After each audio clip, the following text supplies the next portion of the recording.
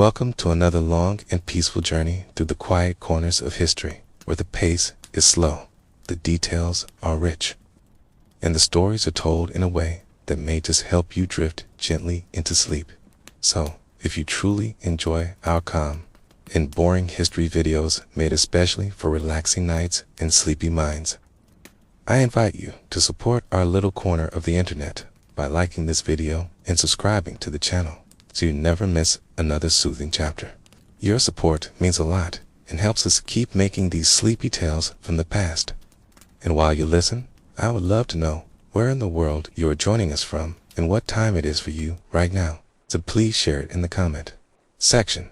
I always enjoy seeing how our community is spread across the globe. And now, let us begin tonight's story and let the quiet flow of words carry you back in time. You begin your day not with haste, but with the quiet acceptance that time will move slowly here and there is no need to rush as the morning light filters into the narrow Roman streets and the air carries a faint scent of bread from nearby bakeries, mixed with the earthy smell of damp stone from the previous nights. Do you find yourself walking toward a structure that stands larger than most others around it, its walls made of carefully fitted stone blocks and decorated here and there with simple carvings of leaves and waves? The sound of the street behind you fades as you draw closer to the large arched entrance, and you notice how the stone threshold is worn smooth from the sandals of countless visitors over decades perhaps, even centuries. You step forward, feeling the subtle coolness of the shadowed entrance against your skin. The air changes. It is less filled with the noise of carts and vendors and more enclosed, muted, as if the building itself is holding its breath. The doorway leads you into a small vestibule where the first hints of the bathhouse atmosphere meet you. The faint, warm moisture in the air, the scent of olive oil soap and faint smoke from the heating fires deep within the building. Your footsteps echo softly on the stone floor, and you realize that this place has been prepared not just for cleanliness, but for a certain rhythm of life, slower, calmer, and more deliberate than the busy world outside. As you walk further into the entryway, stone under your feet feels worn in a way that only constant human passage could create, smooth yet uneven enough to remind you of its age.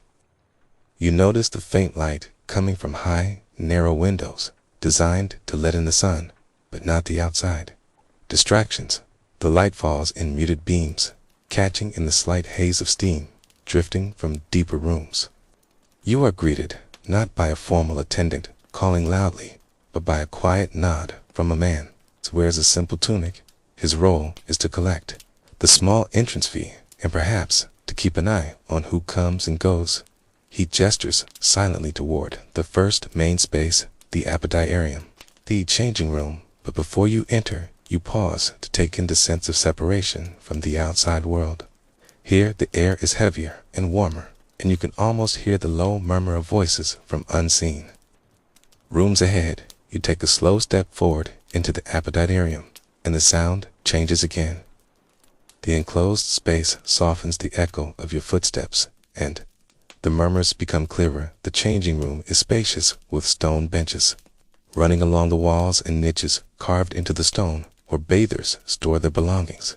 A few men sit quietly, unlacing sandals or folding tunics. Some speak in low tones, while others seem lost in their own thoughts. You notice the floor is a mosaic of simple geometric patterns, worn by years of bare feet crossing it. The colors are muted, but still visible. The reds, the blacks, the faded creams, each tile laid carefully long ago by hands now gone. The air is warm, but not hot, carrying the scent of clean linen and faint traces of the oils that will be used later in the bathing process. You sit on a bench, its surface cool at first, but warming quickly from your presence, and begin to remove your outer garments, folding them neatly as you have seen others do here in Rome. The act is unhurried and without self-consciousness, for in this place, such routines are part of the shared rhythm. No one is here to impress anyone else. There is no need to guard your thoughts from the people around you. Everyone is simply moving through the same slow sequence of steps that have been repeated countless times before you place your folded clothing into one of the niches, perhaps leaving it under the watchful eye of an attendant who stands quietly near the wall. His job is to ensure that belongings are not disturbed. Though theft is rare in such an environment, it is understood that a small coin given to him now might ensure his more careful attention. You keep only a small cloth to wrap around yourself, modestly, not from shame, but from tradition. As you stand, you feel the slight difference in the air against your bare skin, the warmth of the bathhouse, now more noticeable as you prepare to move further inside. There is no rush. The bathhouse is not a place to be hurried through. It is a place to inhabit, a place where each step leads naturally into the next. So you pause, letting your body adjust to the change in clothing and the change in atmosphere. The voices around you fade slightly as some of the other bathers rise and move toward the next doorway, and you find yourself following, not because you feel compelled, but because the sequence of spaces seems to draw you onward. The next room is just ahead, beyond a broad stone arch, and you know from the warmth in the air that you are getting closer to the heart of the bathhouse. The space you are about to enter will be the Tepidarium, the warm room, a place designed to let your body transition gently from the cooler outer world into the hotter rooms deeper inside. But before you step through, you notice again the way the building shapes your perception of time outside. The sun might already be climbing higher in the sky, and the market stalls may be growing busier, but here, there is only the timeless movement from one chamber to another, the sound of footsteps on stone, the soft echo of voices, the occasional splash of water in the distance. The air feels almost still, though you know it is subtly shifting, carrying with it the sense of warm stone oil and faint mineral tints of the water that will soon surround you. The Apodyterium behind you now holds only the memory of your garments folded neatly away, and before you lies the slow invitation of the Tepidarium, its doorway framed by stone that has been polished in places by the touch of countless hands. Perhaps you let your fingers brush against it too, feeling the coolness of the shaded stone before you step through, your eyes adjusting to the slightly dimmer light of the next space. As you enter the Tepidarium, the first thing you notice is the quality of warmth. It is not the sharp heat of midday sun nor the heavy, suffocating heat of a furnace, but a gentle, encompassing warmth that seems to seep into your skin and muscles. Slowly, the room is rectangular with a low, curved ceiling, designed to trap and circulate the warm air. Along the walls are more stone benches, these warmer to the touch than those in the changing room, and here bathers sit or recline, letting their bodies acclimate. Some speak in low voices, others close their eyes. The floor beneath you is made of tiles set above a hidden hypocaust system, an ancient Roman method of heating where hot air from a fire in a distant furnace is channeled beneath the floor and through hollow spaces in the walls. As you walk slowly across the room, you feel the gentle, radiating heat from beneath your feet. It is not intense, but steady, like the warmth of the ground. After a long summer day, the air carries the faint, earthy scent of heated clay and stone, mixed with the sharper smell of the olive oil that some bathers have already begun to apply to their skin in preparation for the next stages of the bathing process. You find a place to sit near the wall. It's a bench, smooth and comfortably warm, and you take a slow breath, letting the warmth sink into you. There is no sense of urgency here, no loud calling of instructions or hurried activity. Instead, the movement is unbroken and calm.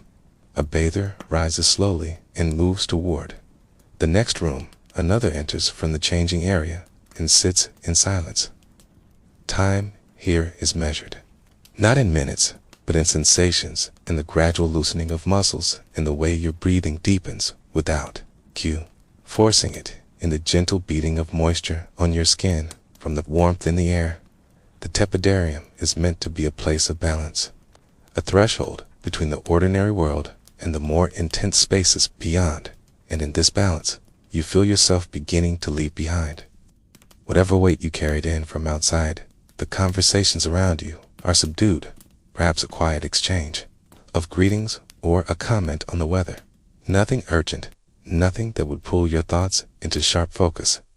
You know that when you are ready, you will move on into the hotter Caldarium, but for now, you remain seated, letting the warmth hold you. In its unhurried embrace, the thought occurs to you that outside this bathhouse, the city is alive with movement sellers calling out their goods. Children darting between stalls, soldiers clanking in their armor, but none of that sound or urgency reaches you here, only the muffled pulse of water somewhere deeper within the building, the gentle warmth on your skin, and the understanding that here in this place, time can be allowed to stretch out without consequence. And as you sit quietly in the Tepidarium, you begin to realize that the reason you might not last a day in a Roman bathhouse is not because it is physically demanding, but because the pace is so different from what you know, so deliberately unhurried that it requires a letting go of the constant need to move forward, and in that slow surrender to warmth and silence, you understand the first lesson of this long day ahead. Leaving the gentle warmth of the Tepidarium behind, you rise slowly, aware of the change in temperature, even before you pass beneath the next stone archway. And you can see the faint, shifting haze in the air ahead that tells you you are moving toward the heart of the bathhouse's heat, the Caldarium, the hot room, where the air is thick with steam, and the warmth is no longer a subtle presence, but a palpable, enveloping weight, the kind of heat that presses softly yet insistently against your skin, loosening your muscles and drawing beads of moisture to your forehead within moments. And as you step through the wide threshold, the world changes again. The sound becomes quieter, heavier, as though the damp air absorbs each footstep, each whisper, each small movement, and the light is muted here, falling through small, high windows and hazy beams that catch the steam and turn it into shifting columns of gold and white. While along the far wall you notice the great basin of water, the very heart of the Caldarium, filled with water heated by the same hidden hypocaust system that warmed the floors of the Tepidarium. Only here it is more intense, more immediate, the heat rising from the surface in soft spirals that drift upward before fading into the already humid air. The stone steps leading down into the basin are worn and smooth, edges rounded by centuries of bare feet stepping into the water, and a few bathers move slowly in and out, their skin glistening, their movements unhurried as they lower themselves into the deep warmth, letting the water lap gently at their shoulders, and you take a slow breath, feeling the moist heat fill your lungs, carrying with it the faint mineral temps of the water and the earthy scent of the heated stone walls. The air thick enough that each inhalation feels deliberate, each exhalation a small release. And you understand why this room is considered the most intense part of the bathhouse. For here the heat seeps deep into you, not just on the surface, but into the very core of your body, melting away whatever tension remains after the Tepidarium. And yet it is not oppressive, not meant to overwhelm, only to soften, to prepare, to loosen, to cleanse in a way that is both physical and almost ritualistic. The basin is not the only feature here. For along one side of the room, there is a shallow trough of hot water where bathers stand or sit, scooping the water over themselves slowly, letting it run down their arms, their chests, their backs, the water slipping away in thin rivulets that seem to carry with them the dust and weariness of the outside world. And as you watch, you notice how the heat changes your sense of time, how minutes seem to expand, how there is no sharp urge to do anything except to be here, to breathe, to feel the air and the water, to exist in this warmth without thought of what comes next. You approach the main basin, your bare feet making soft sounds on the warm tiles, each step bringing a small pulse of heat from the floor upward into your body, and you lower yourself slowly down the smooth stone steps, the water meeting you at your ankles, then your calves, then your thighs, the sensation of heat intensifying, yet never burning, only embracing you fully as you sink deeper until you are seated on the submerged bench that runs around the basin's edge. The water resting against your chest, the surface trembling slightly with the movements of others nearby, and the steam rising gently around you, curling and shifting as it catches the light. You lean back against a warm stone wall, the heat flowing into your muscles, and you feel your body yield to it, each breath deepening without effort, each moment stretching into the next, as though time is dissolving in the steam. Some bathers close their eyes here, their heads tilted back against the wall. Others speak in quiet voices, conversations as slow and heavy as the air itself. The content, unimportant, perhaps remarks about the water, the weather, a passing thought about the harvest. And all of it drifts upward, swallowed by the steam before it can reach any great volume. You begin to notice small details. It's the way droplets of condensation gather on the curved ceiling before falling soundlessly into the water below. The subtle lines in the stone where blocks meet, the faint discolorations left by years of heat and moisture. And you realize this room is as much a creation of patience as it is of craftsmanship. The fires that heat the hypocaust must be tended constantly by workers you will never see, their labor hidden beneath the floors, their effort creating this steady comfort for those above. And you understand that the luxury of the Caldarium is not only in its heat, but in the fact that it allows you to take such heat for granted, to sit without shivering, to relax without thinking of the wood that must be burned or the skill that built the channels beneath your feet. After a time, you rise from the basin, moving slowly up the steps, the air feeling heavier now against your wet skin, beads of water running down your arms, your legs dripping quietly onto the tiles below. You walk toward a low stone bench where a small bronze vessel holds hot water, and here you use a shallow ladle to pour it over yourself, the sensation sharp at first against the cooler droplets clinging to you, but quickly blending into the same enveloping warmth as before.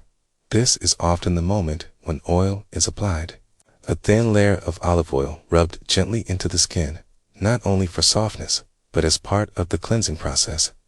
An attendant, known as unctors, may assist in this, their hands practiced in slow, methodical movements that spread the oil evenly.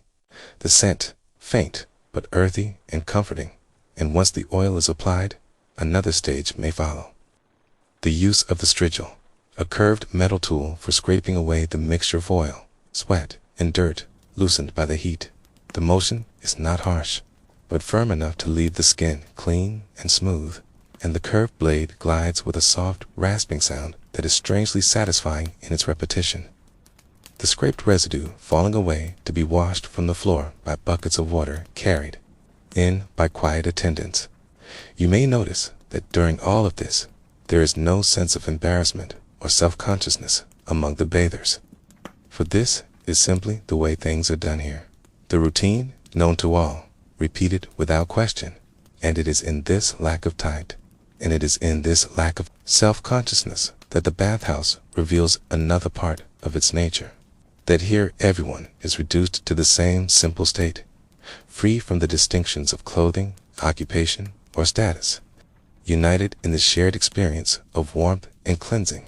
After the strigil, you may return to the basin, letting the water soothe the skin freshly cleaned, or you may simply sit and let the heat continue its slow work, your thoughts drifting with the steam until they are no more than faint impressions.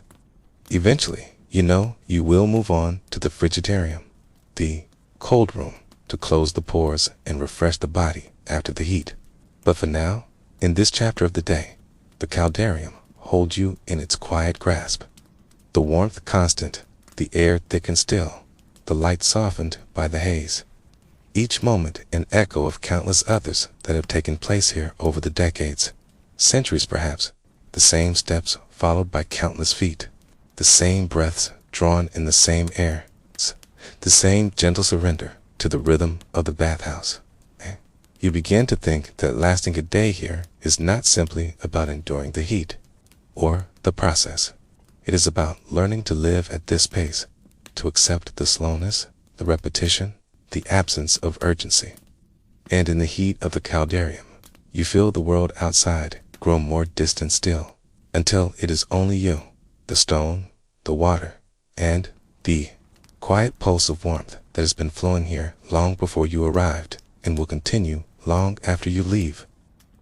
Leaving the thick, embracing heat of the Caldarium is not something done quickly, for your body has settled deeply into its warmth, your muscles loose and heavy, and so the act of rising, of stepping toward the next archway, is itself an unhurried movement, each foot lifting slowly from the warm floor, the moisture clinging to your skin, cooling fractionally as you move into a passageway where the air begins to shift, the heavy humidity thinning with each step, replaced by something lighter, cleaner, and tinged with a faint crispness that you have not felt since first entering the bathhouse. And ahead, through the softened light of another high-arched entrance, lies the Frigidarium, the cold room, a place designed not for the comfort of warmth, but for the gentle shock and renewal of cool water and air. And as you step across its threshold, the change is immediate, yet not violent. The air here is cooler, carrying a freshness that makes you instinctively breathe in more deeply, filling your lungs with something that feels purer, less heavy, and your skin registers the shift at once. The moisture left from the Caldarium beginning to chill in small beads that trace paths down your arms and sides. The room itself is larger than the Tepidarium and Caldarium, a wide, high-ceilinged space designed to let the cooler air circulate freely. And in its center rests the cold plunge pool, the frigid basin, its surface smooth and still, reflecting the pale light from the windows set high along the walls. The water has a faint blue cast, not from dye or paint, but from its clarity and the way the light touches it. And along its edge are wide stone steps leading downward, each worn yet firm beneath bare feet.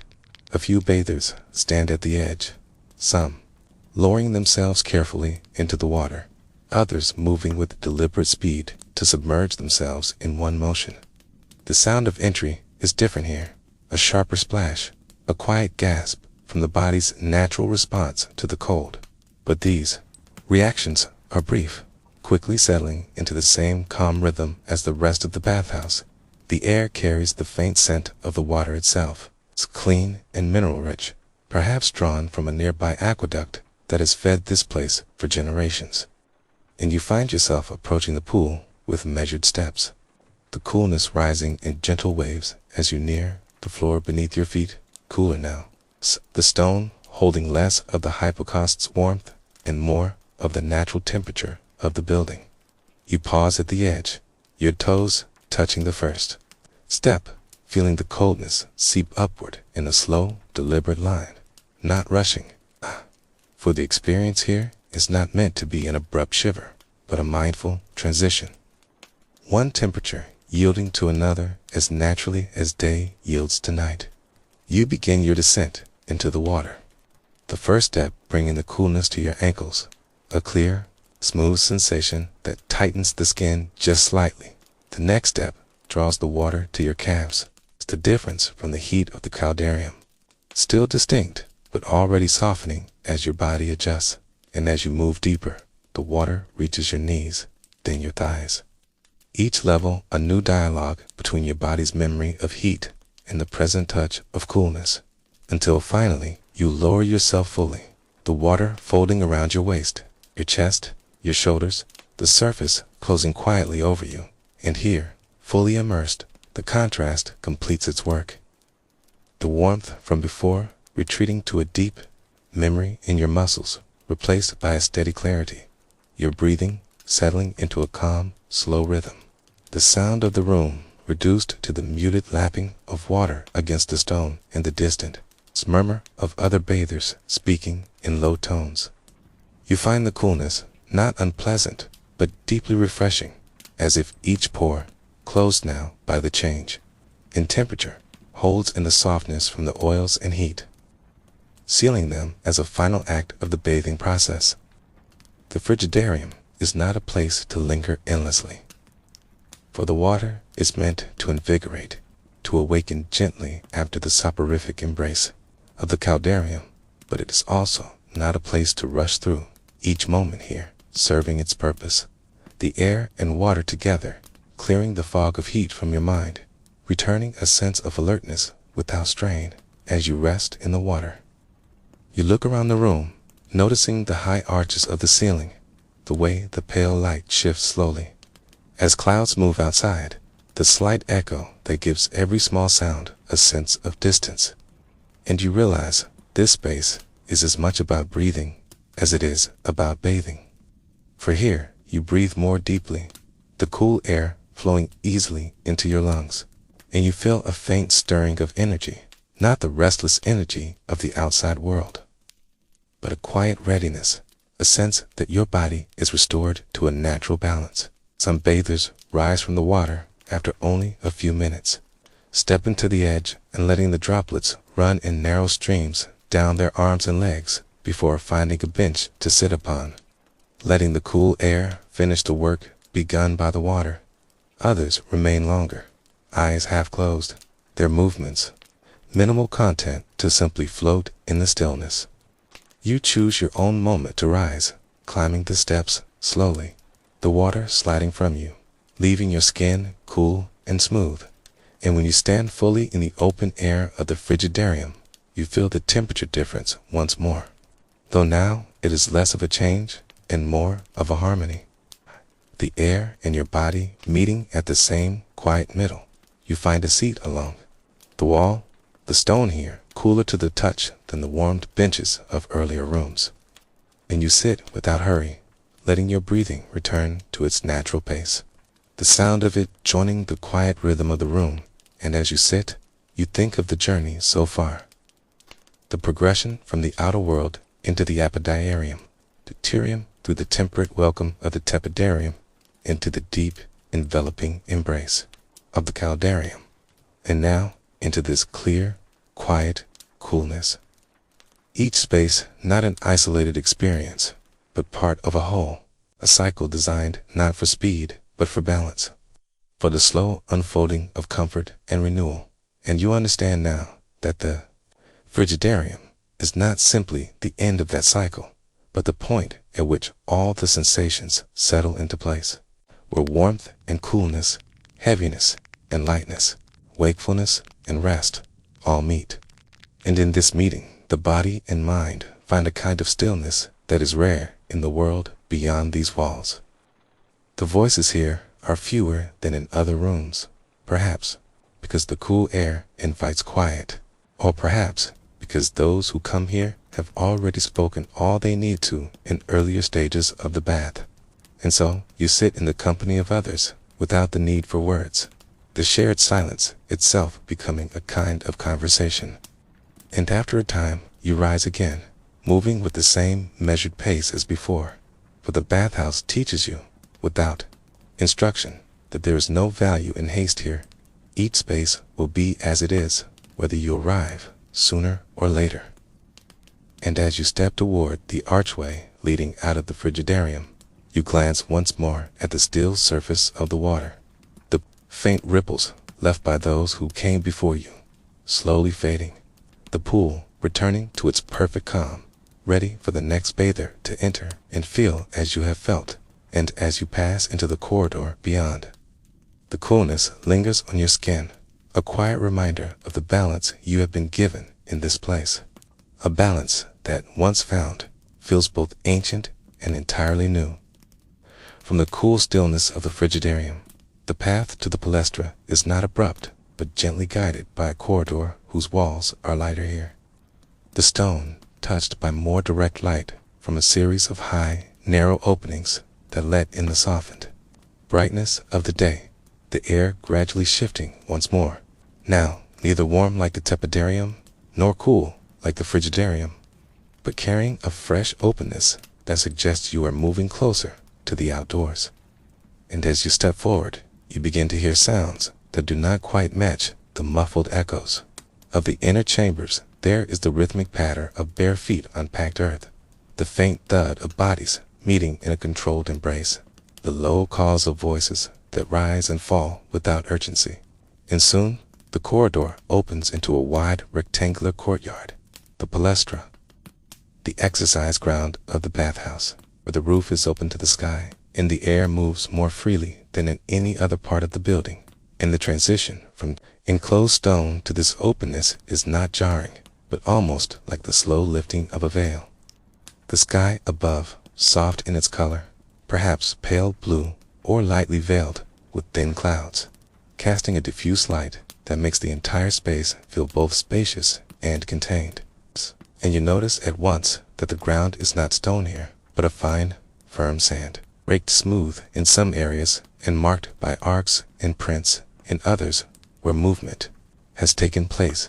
And along the perimeter of this open court run covered walkways supported by sturdy columns, their shade providing places for onlookers to rest or for participants to pause between exercises.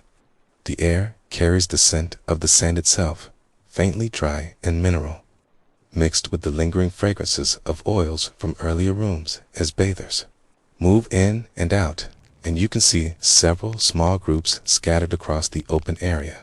Some engaged in light wrestling, others tossing a ball back and forth with a measured, looping rhythm, their movements neither hurried nor tense. For here, the purpose is not competition in the way of later ages, but the gentle stimulation of the body, a continuation of the bathhouse's greater purpose of balance and renewal. And as you walk further into the palestra, your feet sinking slightly into the soft surface, you feel the earth's texture pressing up against your skin, a grounding sensation after the smooth, cool stone of the inner rooms.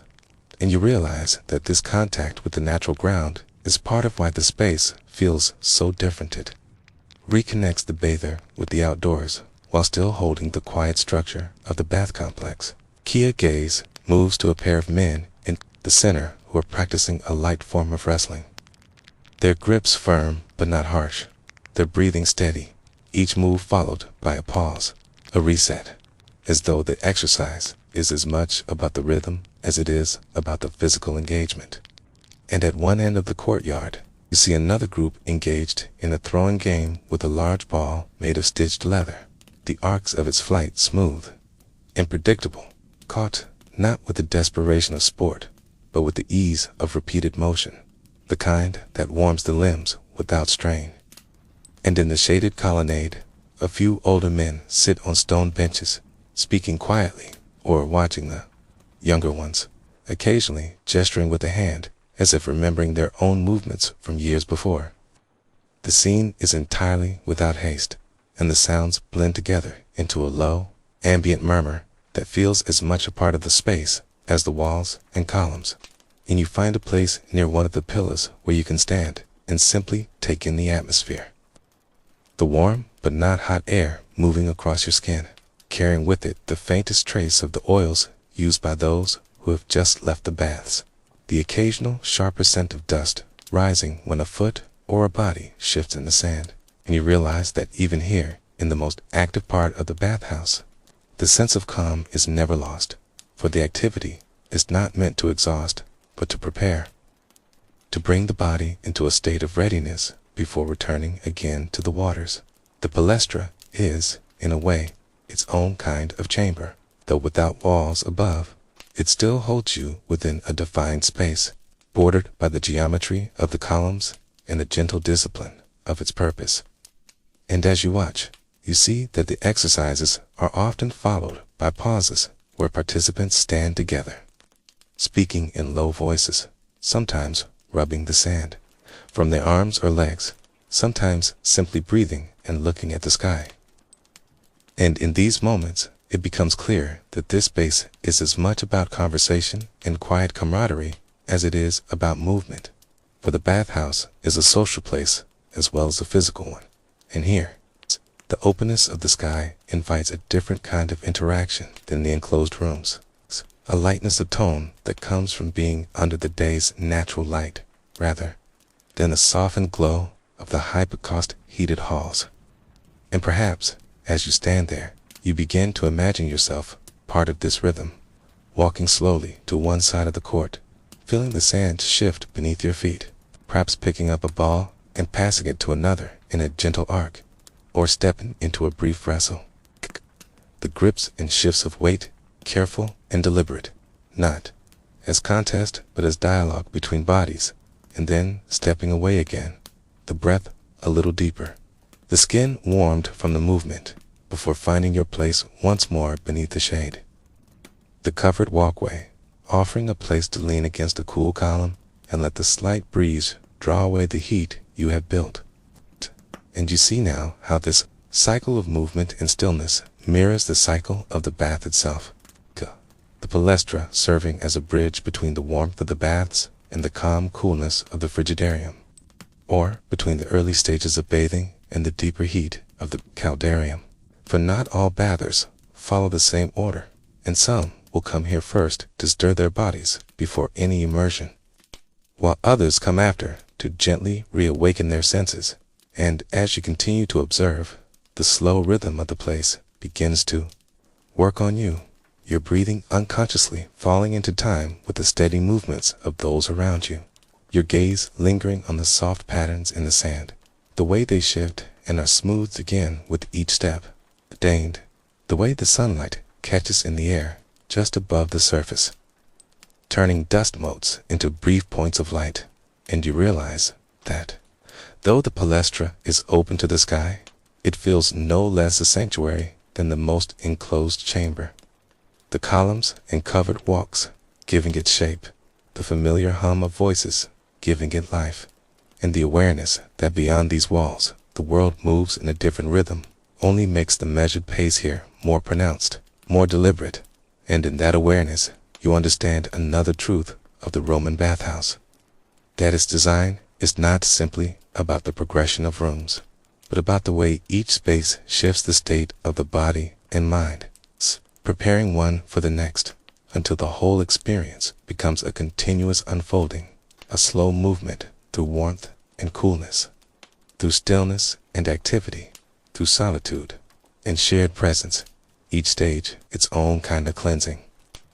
And here, in the palestra, the cleansing comes not from water or heat, but from the simple act of moving in harmony with the space, of letting the earth support you, the air refresh you, the open sky remind you of the world beyond, while the columns remind you of the world within. And so you remain here for as long as feels right, perhaps taking part in some light movement, perhaps only standing and watching until you feel the quiet pull of the next stage, the next room, where the cycle will continue in its own unhurried way, and you turn slowly toward this shaded colonnade, your bare feet brushing the sand one last time before stepping again onto smooth stone, the light shifting as you pass from open sky to the half shadow beneath the covered walk. And in that shift, you carry with you the memory of the space, the open air and the steady rhythm, ready now for whatever comes next in the slow, deliberate journey through the Roman bathhouse. Leaving the airy openness of the palestra behind, you step once more into the interior passageways of the bathhouse, where the sounds of the open court fade gradually, placed by the more subdued echoes of your own footsteps, the light softening as it filters through narrow openings high in the walls. The temperature begins to change again, growing warmer with each step, not yet the enveloping heat of the Caldarium, but carrying a denser, more humid quality in the air, the kind that makes each inhalation feel heavier. And as you walk further, a subtle mist begins to rise from the stone floor, not in clouds, but in a faint shimmering that bends the light slightly, giving the hallway an almost dreamlike texture. And you notice that the walls here are lined with tiles, their surfaces smooth and slightly glazed from years of exposure to heat and moisture, occasional bead of condensation sliding slowly down, catching the dim light. The air is infused with a faint mineral scent, sharper than in the Tepidarium, as if the heat has drawn out the very essence of the stone and water. And the space begins to feel quieter, not because of absence of sound, because the air itself muffles it, the weight of the humidity holding every noise close, so that even the light scrape of your foot on the tiles seems to fade quickly, as though the air has absorbed it. And then the passage opens into a round chamber, the Soothatorium, designed with its high, domed ceiling to trap and circulate the heat evenly. The light here is dim, coming from small, high windows that let in only narrow beams, which fall softly across the curved walls, highlighting the faint movement of steam in the air. The floor beneath your feet is warm, almost hot in certain spots where the heat from the hypocaust rises most directly. In the moment you enter, you feel the change in your skin, the warmth wrapping around you fully now, not as a sudden rush, but as a steady, insistent presence that seeps into every surface.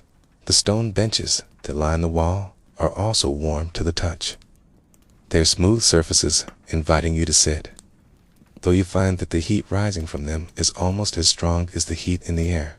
And as you settle into the space, you realize that the Soothatorium is not meant for quick visits, but for endurance, the kind of slow, deliberate sweating that draws impurities out through the skin.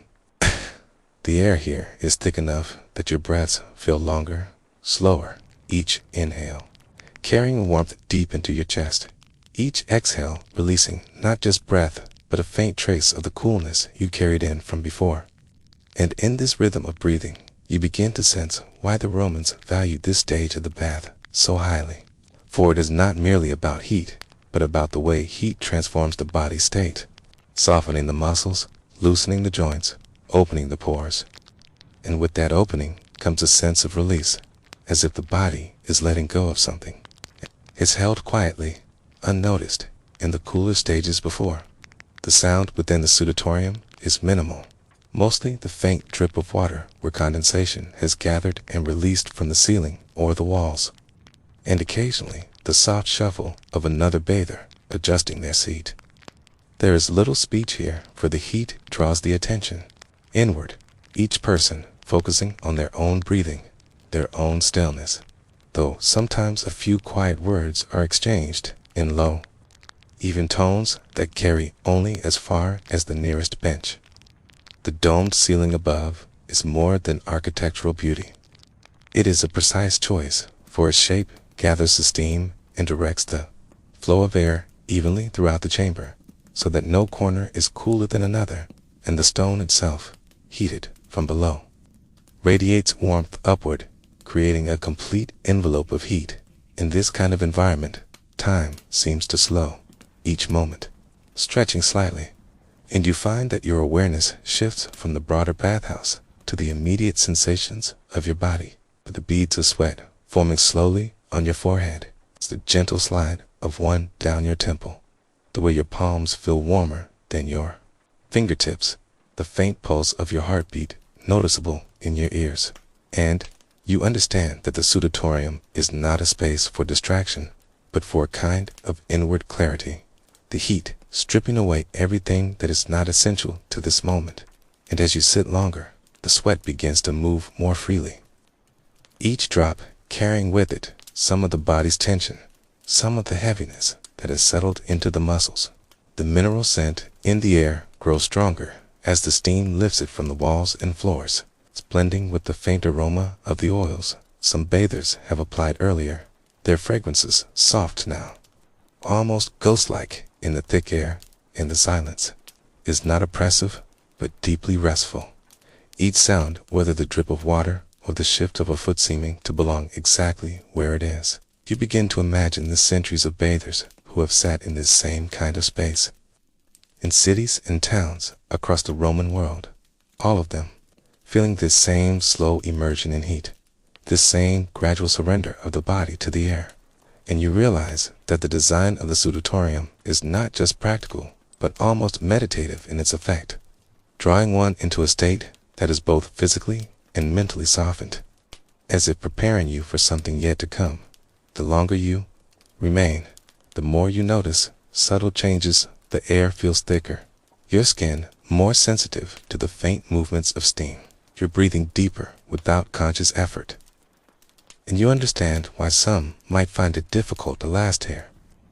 For the heat demands not just stillness, but acceptance, the ability to let the body yield to the conditions without resistance. And as the minutes pass, you find your thoughts slowing in step with your body, your awareness narrowing to the curve of the bench beneath you, the warm stone supporting you, the steady rhythm of breath, and the occasional shimmer of steam in the dim light, until it feels as though you are held entirely within this sphere of warmth. The rest of the bathhouse, a distant thought, and when the time comes to leave, you do so slowly, rising carefully, for the heat can make the limbs feel heavy at first, your feet pressing again onto the warm tiles of the floor, each step carrying you toward the small arched doorway, and as you pass through it, the change in the air is immediate.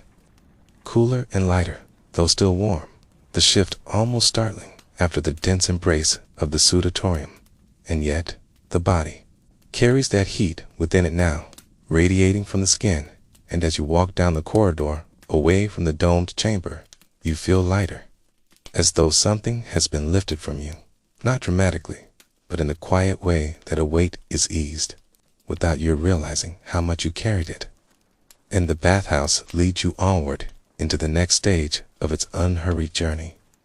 Stepping out from the humid embrace of the Apodyterium, your skin still radiating the deep warmth absorbed there, you follow a narrow tiled passage that slopes gently downward. And with each step, the air grows hotter, heavier, and wetter, a shift you feel not just on your skin, but in your lungs, as each breath carries with it a fuller weight of steam.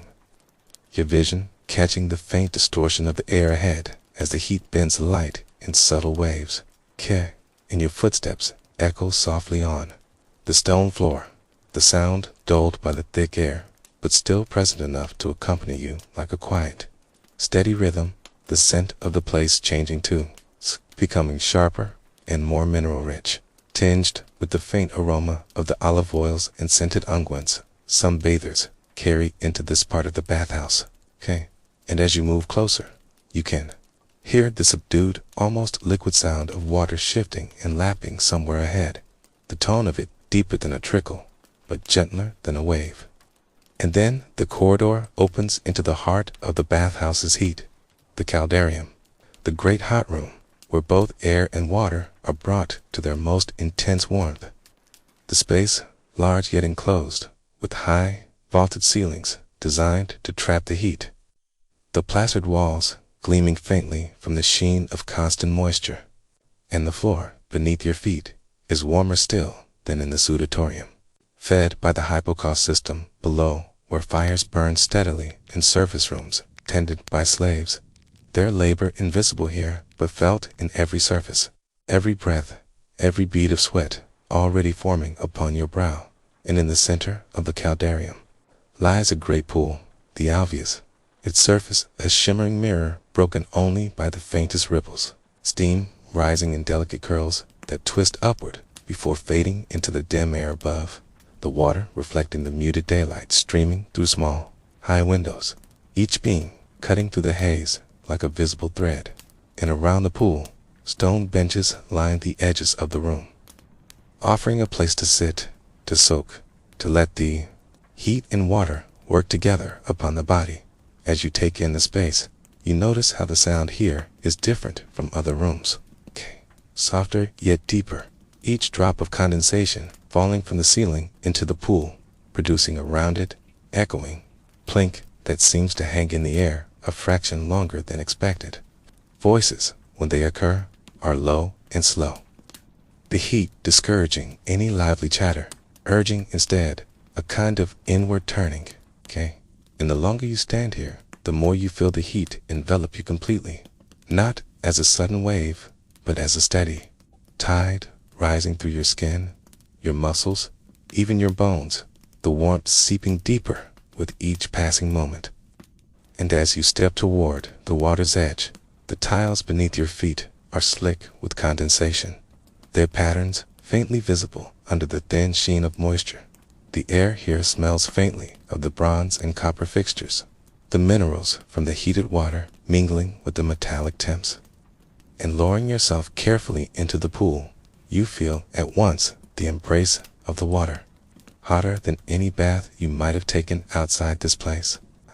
Its warmth, dense and steady, pressing gently yet insistently against your skin, each movement creating slow, rolling currents that caress the surface of your body. The heat encourages stillness, not out of discomfort, but out of the deep, almost primal satisfaction of immersion.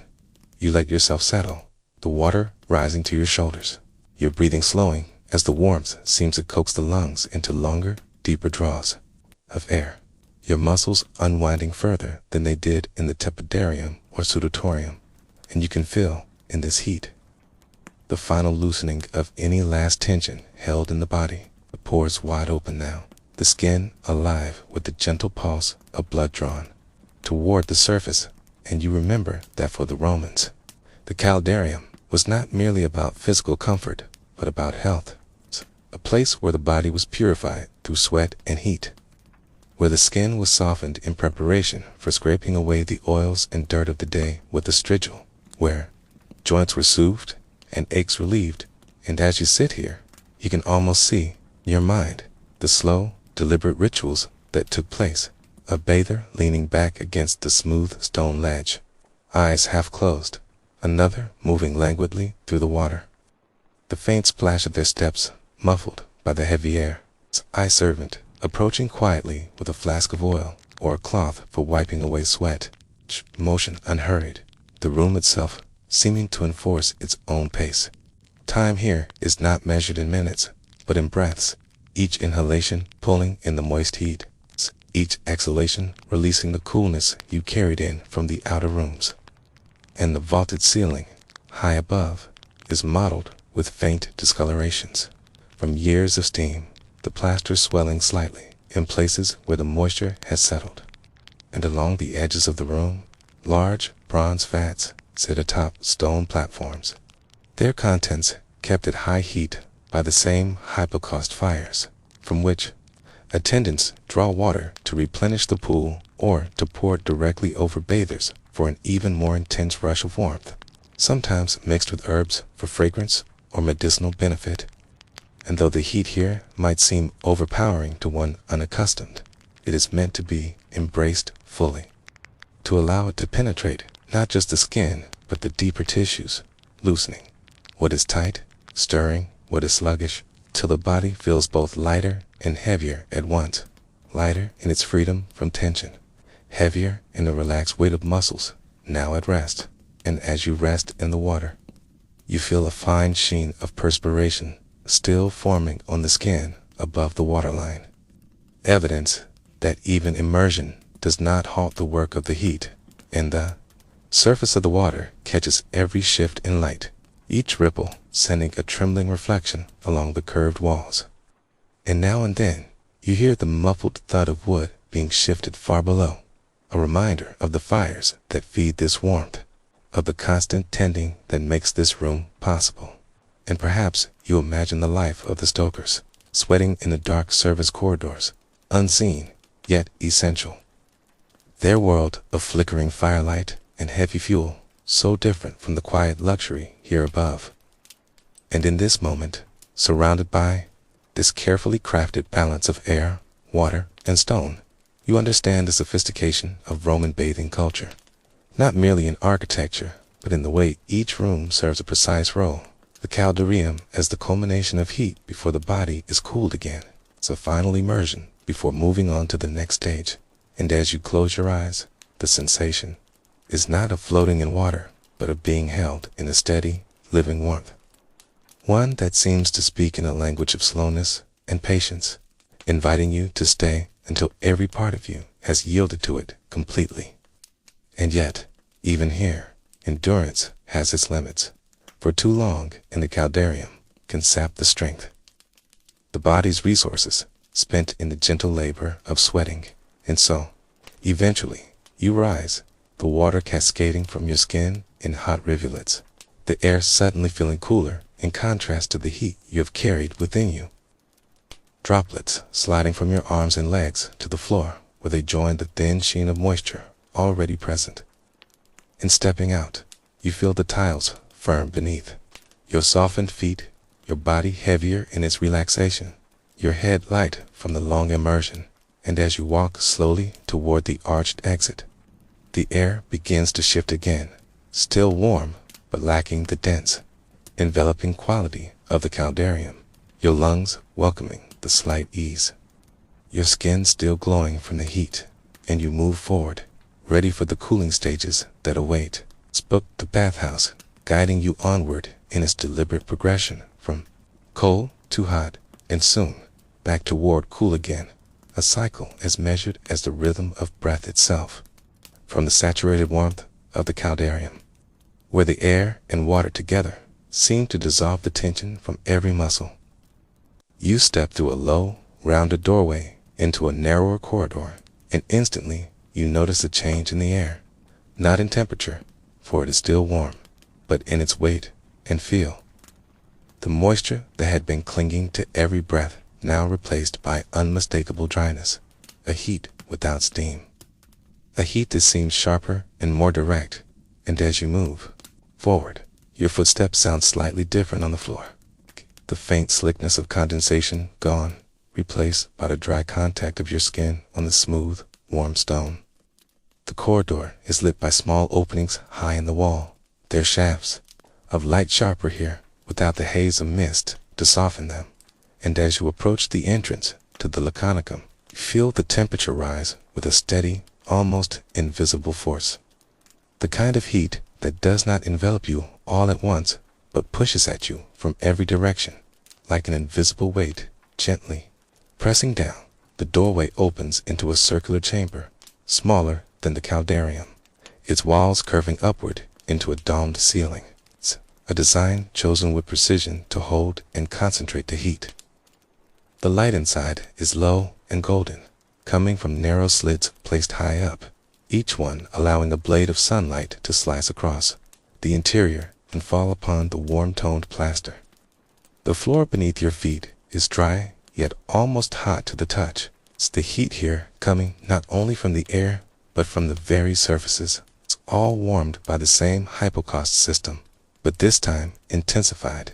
For the Laconicum is the dry, sweating room, a place of deep, penetrating heat without the cushioning softness of steam. And as you step fully inside, the change is immediate. Your skin begins to react almost instantly. The fine moisture left from the Caldarium evaporating in seconds, leaving behind a dry, taut feeling. Your breathing slows, not because the air is difficult to draw in, but because every breath carries a dry warmth that encourages stillness. Discouraging unnecessary exertion, around the curved walls are low stone benches, each warmed to match the air, offering places for bathers to recline or sit, their bodies leaning back against the smooth plaster as they let the heat work into their muscles and bones. There is a silence here deeper than in the Caldarium, for the absence of water means there is no gentle splash or trickle to break the stillness, only the soft shifting of bodies, the occasional slow intake of breath, and the faintest whisper of air moving through unseen vents. The room smells subtly different too, the dryness allowing the faint mineral scent of the stone itself to come through, along with the faintest trace of oils carried in by the bathers. But here, without moisture, those scents are lighter, less intrusive, more like an undertone than a presence. And as you lower yourself onto one of the benches, the stone's warmth seeps directly into your skin, steady and unchanging. The heat feels more focused here, more precise, as if it is finding its way deeper into the body without the softness of humidity to disperse it. You can feel it moving into your muscles, into your joints, a slow and deliberate penetration. Your heart beats a little faster now, not with exertion, but in quiet response to the body's rising temperature. And you begin to understand why this room was often considered the most intense stage of the Roman bathing sequence. For here, the body is pushed to its limits of heat tolerance, yet in a way that feels cleansing, almost purifying. Its pores still open from the Caldarium now pour forth sweat freely, sky, but instead of mingling with the surrounding air, it dries, almost instantly, leaving only a fine trace upon the skin. Time in the Laconicum is not for everyone. For some, find the dryness overwhelming. But for those accustomed to it, it is the pinnacle of heat bathing, a place where tension is not simply eased, but drawn out entirely, placed by a lightness that comes only from the complete surrender of the body to heat. And as you sit, you can feel how the dome above serves not only to trap the heat, but to direct it downward evenly, so that every part of the room feels the same steady warmth. There is no cool corner here, no respite in the shadows, only the constant presence of dry air heated to its peak. And the longer you remain, the more your mind begins to shift, the quiet and the heat together, creating a kind of inward gaze, thoughts slowing, the world beyond these walls seeming distant and unimportant. You imagine how Romans of the past might have sat in this very space, perhaps discussing matters of state in low voices, perhaps closing their eyes and letting the heat strip away the burdens of the day, perhaps preparing themselves for the next stage of the bath. And you think two of the workers below, tending the fires with care, ensuring the temperature remains constant, their unseen labor as essential here as in any other part of the bathhouse. And yet here their work is felt most acutely, for without their steady feeding of the hypocaust, the Laconicum would lose its defining character. This dryness, this intensity, this quiet perfection of heat. And you notice how your breathing now has its own rhythm, matching the slow rise and fall of your chest to the room's steady warmth. There is a temptation to remain here longer than is wise, for the comfort can be deceptive, but the body, if kept too long, will grow weak under such conditions. And so the Romans timed their stays with care, stepping out while still refreshed. Rather than drained, you begin to feel the subtle pull toward cooler air, a sign that it is nearly time to move on. And yet you take another slow breath, letting the heat settle one final time into your muscles, your bones, the very core of you, before rising carefully from the bench, your skin flushed and warm, a thin layer of sweat now cooled enough to feel almost like silk beneath your fingertips. And you walk toward the exit, the domed ceiling and curved walls seeming to bend the light in a way that follows you, the air beginning to shift as you approach the doorway, a faint stirring of cooler currents reaching you even before you cross the threshold and stepping into the corridor again. The contrast is immediate, the warmth still with you, but no longer so absolute, your lungs drawing an air that feels almost brisk by comparison. And you realize that each stage of the bathhouse is as much about transition as it is about the experience itself. The Laconicum being not just a place of heat, but a place of change, a bridge between the deep saturation of the Caldarium and the cooling stages that follow. Its dry heat ceiling and the benefits of what came before while preparing the body for what lies ahead. And as you move onward, carry with you the memory of this quiet chamber, its simplicity, its focus, its unwavering dedication to the art of heat, a memory that lingers in the warmth still radiating from your skin and in the calm that now settles over your mind like a soft, invisible cloak, leaving the concentrated, almost weighty heat of the Laconicum behind. You step once more into the passageway that gently curves its way toward the Tepidarium, and almost immediately you notice the shift in your breathing, the dry intensity fading from your lungs, replaced with a milder, softer air that feels almost as if it is reaching out to welcome you back. And as your eyes adjust from the golden dimness of the Laconicum, the light here seems warmer in tone, but less piercing, filtered in part by the gentle haze that sometimes lingers in this intermediate chamber. The transition is purposeful, for the Romans understood that to go directly from such intense dry heat to the cold plunge would be a shock not only to the skin, but to the heart itself. And so they designed this space as a place of balance, where the body could rest, reacclimatize, and prepare for the cooling stages ahead. the moment you step inside the Tepidarium again. The familiar harmony of temperature greets you, not too hot, not too cool, but somewhere between, like a perfectly drawn bath where the warmth is present but never demanding. The walls still radiating a low and even heat from the hypocaust. Hold a sense of comfort, and the floor beneath your feet has that same subtle warmth that invites you to linger without noticing time passing. Around the perimeter, the stone benches are occupied by bathers reclining in calm silence or murmuring in low, slow tones, their bodies glistening faintly under the soft glow of the oil lamps and daylight combined. The air here carries a faint scent of warmed olive oil, a reminder of the ungannery, the attendants who move quietly between guests, offering light massages or simply anointing the skin to prevent dryness after the hot rooms. And as you take a place on one of the benches, you can feel your muscles relaxing in a way that is different from before. For this warmth does not penetrate sharply, but instead wraps itself gently around you, almost like a cloth soaked in sunlight. The sweat that formed in the laconicum now begins to cool naturally, not abruptly. Okay? And with that cooling comes a light tingling across your skin, a sign that the pores remain open and that the body is still. In a state of release, here you are given time, and in this time the mind often wanders. For the Tepidarium is not only a place of physical transition, but of mental pause, where one can observe without speaking, think without urgency, or simply be without needing to define the moment. The quiet splashes of water from the adjoining rooms reach your ears faintly, hints of what lies ahead, and through an open archway you glimpse the Frigidarium beyond, its pale light and cooler air spilling faintly into the doorway like the distant promise of refreshment. A tea. Remain where you are for now, letting the warmth here anchor you after the extremes of the previous stage. A slave might approach, holding a small flask of perfumed oil, and with careful, deliberate movements, pour a small measure into his palm before gently rubbing it into your shoulders and arms.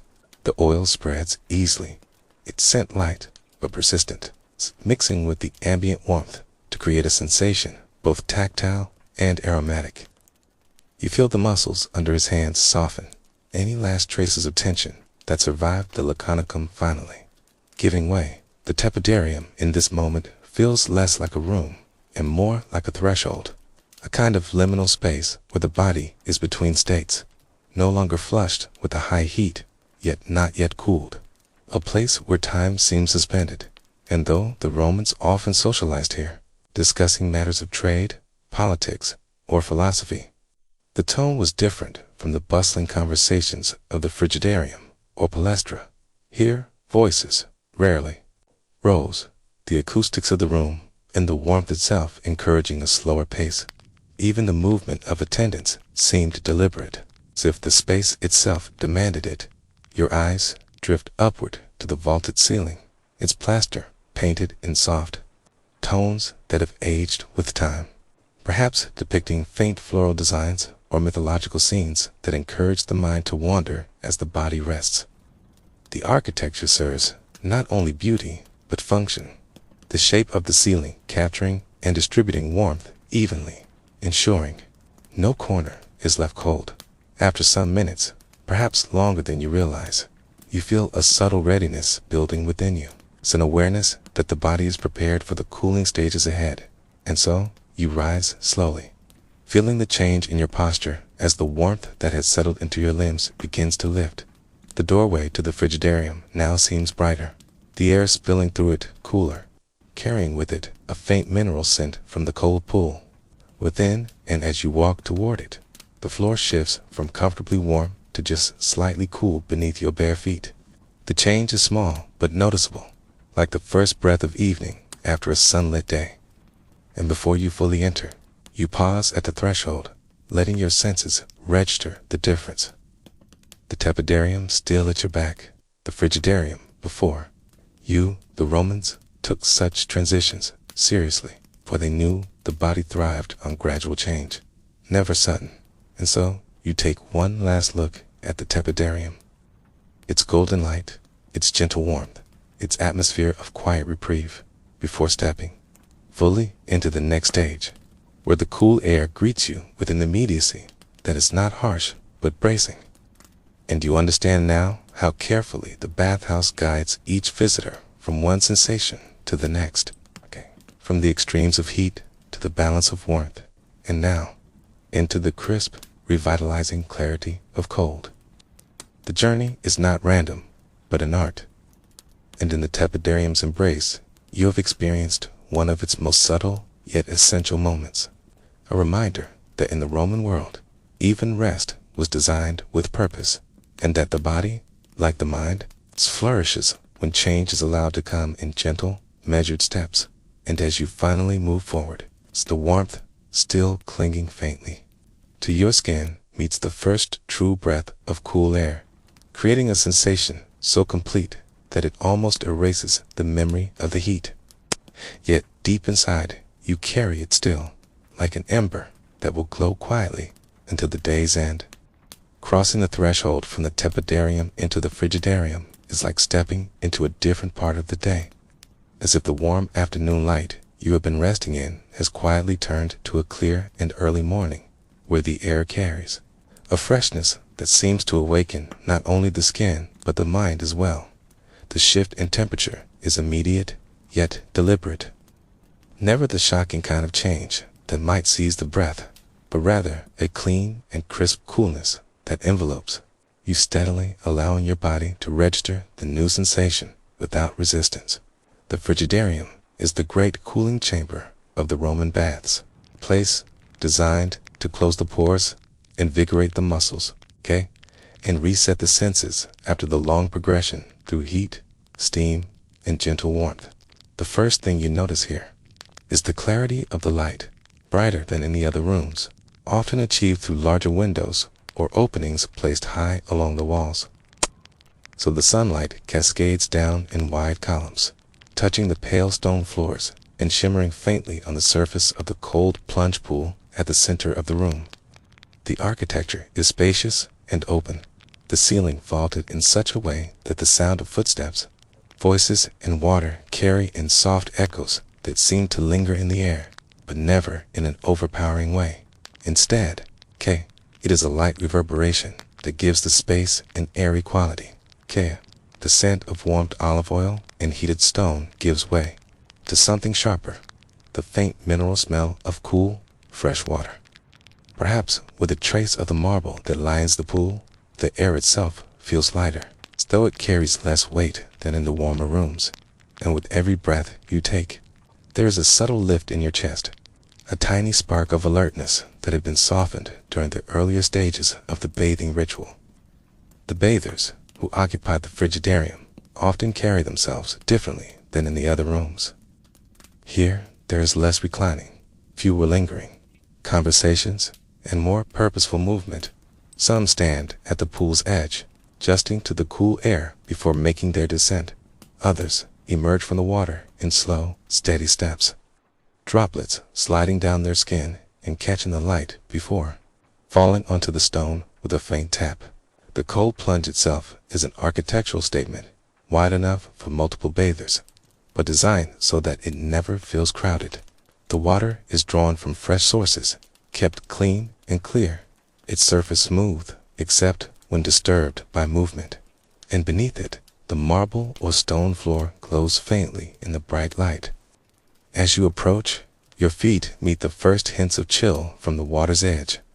The difference from the warm floor of the Tepidarium makes the skin contract slightly, a reminder that this stage is as much about awakening the body as it is about cleansing it.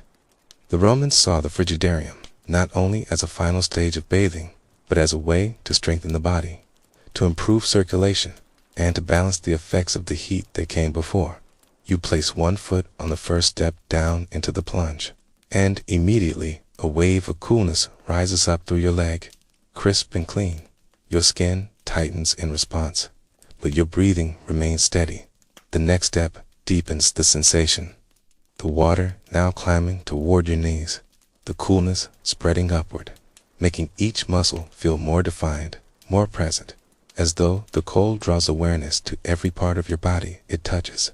With the third step, the water reaches your waist, and here the contrast is most pronounced, for the heat that has lingered deep in your core meets the cool embrace of the plunge, and there is a moment where the two sensations seem to meet in balance, neither winning over the other entirely. You take another step, the water now at your chest, and the clarity of the cold begins to seep into your breathing, sharpening your senses. The room's brightness seems a fraction more vivid, the echoes slightly clearer, as if the plunge has refined the way you perceive everything around you. Some bathers choose to submerge themselves fully at this point, ducking their heads beneath the surface for a brief moment, emerging with a rush of water that trails down their hair and face. The sensation of the cold touching the scalp and crown is immediate and bracing, a sudden burst that seems to clear any fog from the mind entirely. You linger in the water, allowing the coolness to settle into the muscles, noticing how the earlier heaviness from the hot rooms has been replaced with a sense of lightness, as if some hidden weight has been lifted. The cold tightens the skin and seems to close every pore, sealing in the warmth and oils from before, preserving them rather than washing them away. After a few minutes, you climb the steps back out of the pool, the water trailing down in thin streams. The air now feels warmer than it did when you entered, even though the Frigidarium itself is still cool. This is one of the subtle gifts of the plunge, to alter the way the body perceives temperature, making the surrounding air feel softer by comparison. Attendants stand ready with towels or cloths to gently pat the water from your skin, and some bathers at this stage choose to sit for a while on the benches along the wall, letting their bodies adjust gradually before dressing. Others move directly toward the exit that leads to the palestra or to the outer courtyards, stepping back into the open air with renewed energy.